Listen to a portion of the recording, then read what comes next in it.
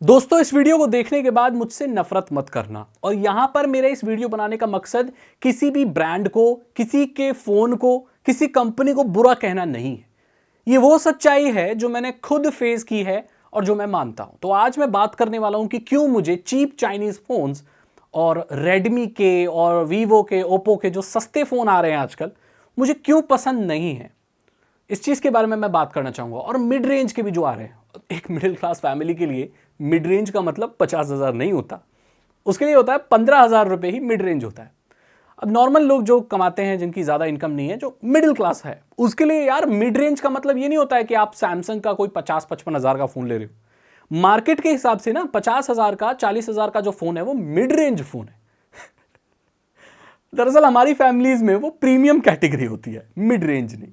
हमारे यहाँ जो मिड रेंज होता है वो 12,000 से 15,000 मिड रेंज होता है। तो इतने पैसे नहीं होते, राइट।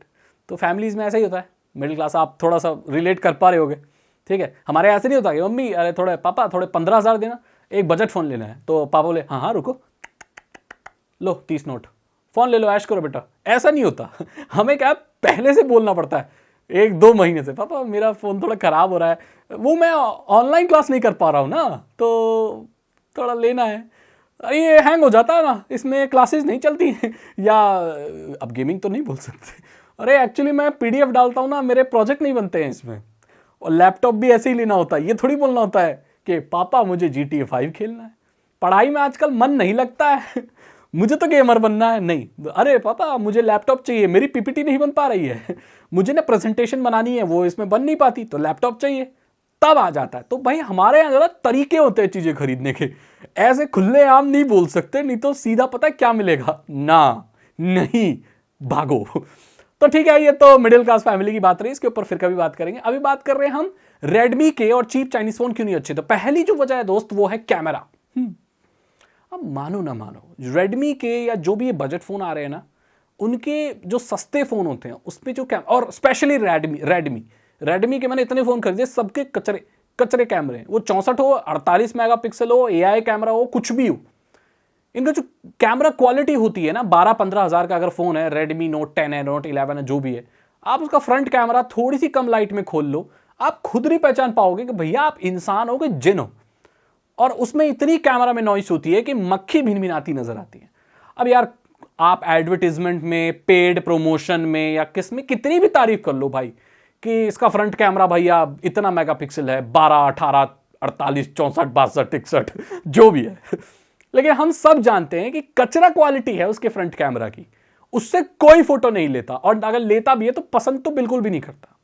आन तान इधर उधर की लाइटें लगा के और धूप में जाके अगर खींच रहे हो और फिर भी चाइनीज टच आता है, वो एक लगता है, पता लग जाता है यार, वो एक चीज होती है, आप भी मानोगे। हल्की सी लाइट कम हो और रेडमी के बजट फोन का फ्रंट कैमरा खोल लो, मूड खराब हो जाता, मन नहीं करता फोटो खींचने का।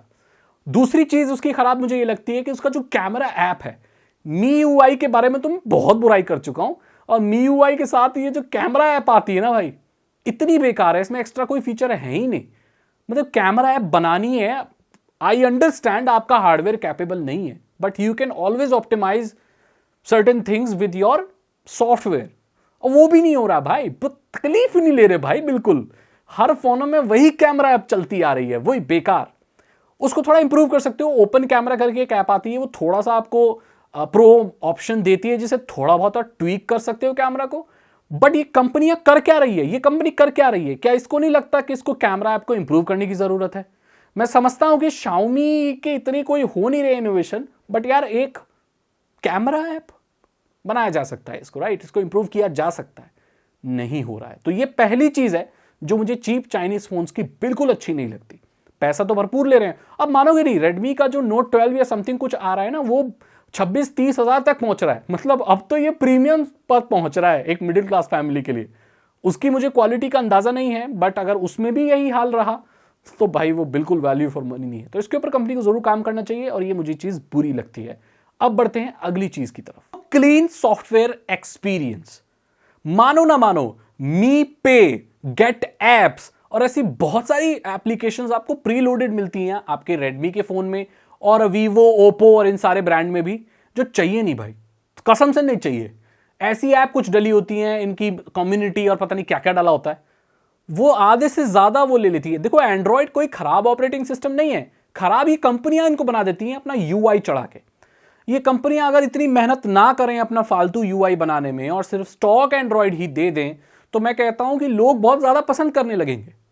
किसी को नहीं चाहिए इनकी चाइनीज एप्लीकेशन, इनका बैकअप, इनका जो भी कुछ भी एप्लीकेशन ये दे रहे, किसी को नहीं चाहिए भाई। और पूरा फोन नया आने के बाद से रिजेक्ट होने तक कोई नहीं यूज करता उन एप्लीकेशन को, तो ये देते क्यों है? अरे यूजर को कंट्रोल दो ना भाई, उसको जो डालनी है वो प्ले स्टोर पर जाकर डाल लेगा, आपको अलग से देने की क्या जरूरत है? क्योंकि ये लोग जानते हैं कि अलग से तो कोई इनकी कंपनी की कम्युनिटी मी पे, कौन इंसान है जो मी पे डाके पैसे डाले, मी पे जाके पहले इंस्टॉल करेगा और उससे पैसे देगा? नहीं, इनको मालूम है। तो ये क्या करते हैं, अपने फोन के साथ चिपका के दे देते हैं। तो क्लीन सॉफ्टवेयर इंटरफेस बिल्कुल भी नहीं है। एप्लीकेशन अनइंस्टॉल कर रहे हो, इंस्टॉल कर रहे हो, उसमें चेकिंग चल रही है, उसमें तक ऐड आ रहे हैं। आप अगर विजिट लगा रहे हो या होम स्क्रीन पर आपने सर्च बार लगाया हुआ है, उसमें एप्लीकेशन की रिकमेंडेशन आ रही है। होम स्क्रीन पर स्वाइप लेफ्ट कर रहे हो तो तरह तरह की एडें चल रही हैं, मी की, रेडमी की, न्यूज की, पता नहीं क्या क्या चल रहा है। ब्राउजर डाल लिया है तो उसका उनका तो पूछो ही मत। ब्राउजर नहीं है वो, जान का जंजाल है दोस्तों। रेडमी का या जो का इनका ये जो ब्राउजर पहले से आता है इनकी कंपनी का, मैं गूगल क्रोम की बात नहीं कर रहा हूं, इनके ब्राउजर की, वो गलती से एक्सेप्ट कर लिया और उससे कोई वेबसाइट खोल ली ना, आपका फोन नहीं रहेगा, नोटिफिकेशन सेंटर बन जाएगा। वो फोन नहीं है वो भाई, दिन रात ऊपर से नीचे कर दो, इतने नोटिफिकेशन की आधी उम्र आपकी नोटिफिकेशन देखने में निकल जाएगी, लेकिन उनमें से कोई भी नोटिफिकेशन काम का नहीं होगा। तो ये बहुत बड़ी परेशानी है कि भाई इन्होंने ना एंड्रॉयड को इतना दूषित कर दिया है, पॉल्यूटेड कर दिया है कि एंड्रॉयड के नाम से लोगों को घिन आने लगी है। ये देखते हुए भी कि एंड्रॉयड जैसा साफ एंड्रॉयड ऑपरेटिंग सिस्टम दुनिया में है ही नहीं, बहुत साफ क्लियर ओपन है वो, इन्होंने इसको ओपन साफ क्लियर रहने नहीं दिया। ये परेशानी है कुछ इन बजट फोनों की जो रेडमी के आते हैं। अब बढ़ते हैं अगले परेशानी की तरफ। जैसे जैसे फोन पुराना होने लगता है ना, ये क्रैश होने लगता है। इनका जो MIUI है, जो कचरा इंटरफेस है, ये बहुत क्रैश होता है। अगर आपका रेडमी का फोन पुराना हो गया है या कुछ आपने एप्लीकेशन ज्यादा डाल लिए हैं या आपने क्लियर नहीं किया, इनका जो भी है रैम वैम क्लियर आता है, इनका साथ ही आता है वो, तो वो क्रैश होने लगती हैं, एप्लीकेशंस क्रैश होने लगती हैं। कुछ एप्लीकेशन जो आप कभी इस्तेमाल नहीं करते, जैसे मी पे, कम्युनिटी, गेट एप्स, ये क्रैश होती है भाई, इस्तेमाल नहीं हो रही है ये, पर क्रैश हो रही है ये। मतलब एक तो फालतू के वैसे ही दूषित कर रही हैं, ऊपर से खुद क्रैश होके बीच बीच में वो पॉपअप आ जाते हैं, पुराने जब रेडमी के फोन हो जाते हैं। अगली चीज जो बहुत खराब है कि टाइमली अपडेट्स नहीं मिलते। भाई रेडमी का फोन खरीद लिया, गारंटी नहीं है अगला अपडेट कब आएगा। इनके MIUI के कुछ 20-20 MB के कुछ आते हैं, वो उनमें कुछ बदलता ही नहीं है, पता नहीं क्या अपडेट हो रहा होता है, मुझे तो आज तक नहीं पता चला। एंड्रॉयड नहीं बदलता भाई, कुछ पता नहीं, लेट हो रहे, 6-6 महीने लेट हो रहे, अपडेट आ नहीं रहे हैं भाई। किसी ने अगर एंड्रॉयड 12 में ही खरीदा है फोन तो 12 ही है भाई, आगे बढ़ ही नहीं रहा है भाई। और कंपनी ने कितने नोट निकाल दिए, हर साल तो नया नोट फोन आता है, note 10, note 9, note 11, note 12, note 55, 61, 62, ये आते रहेंगे। लेकिन पुराने फोनों को ऐसे निकाल के फेंका जैसा है दूध में गिरी मक्खी फेंकी जाती है, कोई नहीं पूछता। भैया आपने फोन खरीद लिया, 6 महीने इस्तेमाल किया, एडवर्टीजमेंट हटे, बाजार से बैनर हटे और आपका नोट फोन पुराना, अब नए की बारी करो, इनको कोई नहीं पूछ रहा, अब ये पुराने हो गए।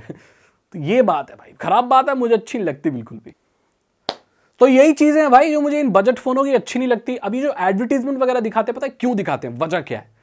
इनको ना मार्जिन कम होती है, मतलब ये फोन बना तो लेते हैं, 5% की मार्जिन है, मतलब इनको 5% ही प्रॉफिट हो पाता है, जो कि एक कंपनी को सर्वाइव करने के लिए ठीक नहीं है। अब सस्ते फोन तो बना देते हैं, बट कंपनी को ग्रो तो करना है, सैलरी तो देनी है लोगों को, है ना, तो कहां से आएगा पैसा? तो इसीलिए लोग एडवर्टीजमेंट भी पुश करते हैं जिससे थोड़ा बहुत पैसा कमाया जा सके। आपने ये चीज़ सैमसंग के फ़ोन और रेडमी के फ़ोन और बहुत सारे फ़ोन में देखी होगी, जब नया फ़ोन खरीद के लाते हो तो उसमें मौज और ये सब पहले से आती है। इन एप्लीकेशन को आप हटा सकते हो, बट ये पहले से लोडेड आती हैं। दरअसल इन एप्लीकेशन को लोड करके आने के एक वजह है कि ये जो कंपनियां हैं, ये जो मौज है, ये जो न्यूज़ हंट है, डेली हंट नाम है शायद उसका, डेली हंट है, ओपरा है, ये सारे जो एप्लीकेशन कंपनियां हैं ना, ये फ़ोन कंपनी को पैसे देती हैं कि भाई आपका नया फ़ोन आ रहा है तो आप एक काम करो, हमारी ऐप डाल के इसको लॉन्च करो, दे दो। क्योंकि हमारे यहाँ ऐसे बहुत सारे लोग हैं जिनको एप्लीकेशन तक अनइंस्टॉल करना नहीं आता, इतने टेक्स हैवी लोग नहीं है, बस वो एप्लीकेशन को ना फीचर के तौर पर समझते हैं। वो लोग हैं जो फीचर फोन से स्मार्टफोन में आ रहे हैं, उनको ये लगता है कि नोकिया में कोई फीचर है तो वो हट नहीं सकता। नोकिया में कोई आप अनइंस्टॉल थोड़ी कर सकते थे, जो ब्लैक एंड व्हाइट फोन आता था या जो कलर वाले भी आने लगे थे, उसमें जो डाला हुआ है गैलरी, तो वो फीचर है, फंक्शन है, आज भी बहुत सारे लोग ना एप्लीकेशन को एप्लीकेशन नहीं बोलते, फंक्शन बोलते हैं। देखो इसमें बहुत फंक्शन है।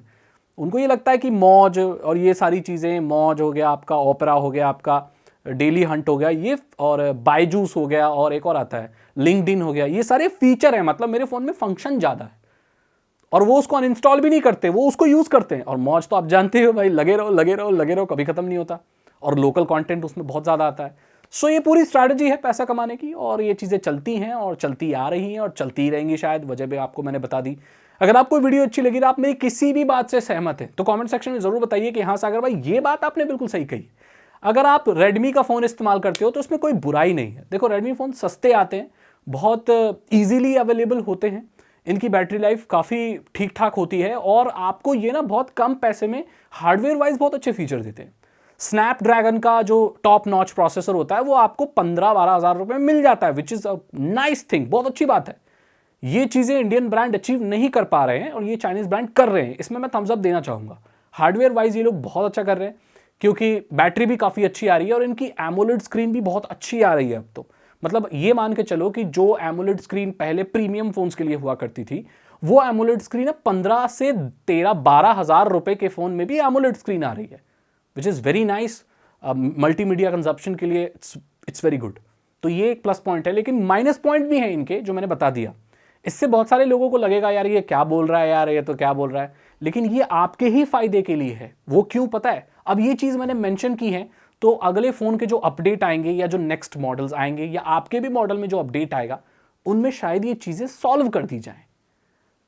इस वीडियो को ज़्यादा व्यू मिलेंगी तो ये एक बेटर कंटेंट साबित हो जाएगा, और आई एम श्योर बहुत सारे यूट्यूबर इसको कवर करेंगे। ये चीज़ें कम्युनिटी में फैलेंगी तो कंपनी तक भी पहुंचेंगी और इंप्रूव होगी, और आपको एक बेटर एक्सपीरियंस मिल पाएगा, ये आपके ही भलाई के लिए। तो प्लीज़ बुरा मत मानना इस चीज़ का। अगर आपको वीडियो अच्छी लगी तो इसे लाइक करें, अपने दोस्तों के साथ शेयर करें, ज़्यादा से ज़्यादा लोगों तक शेयर करें, ट्विटर पे शेयर करें, और रेडमी को और सब लोगों को शेयर कर दें। ये मेरी राय, मैंने एक्सपीरियंस किया, मेरे घर में बहुत सारे रेडमी के फ़ोन आते थे और मैं ये चीज़ एक्सपीरियंस कर चुका हूँ। अगर आपको वीडियो अच्छी लगी तो इसे लाइक करें, अपने दोस्तों के साथ शेयर करें। साइबर सिक्योरिटी और इथिकल हैकिंग में इंटरेस्ट है तो डिस्क्रिप्शन चेक करें। 299 रुपीज़ के 3 इथिकल हैकिंग कोर्सेज हैं जो आसान भाषा में आपको इथिकल हैकिंग सिखा देंगे। मैं मिलता हूँ आपसे अगली वीडियो में। Thank you so much and good bye. Bell icon press करना और सब्सक्राइब तो ज़रूर करना।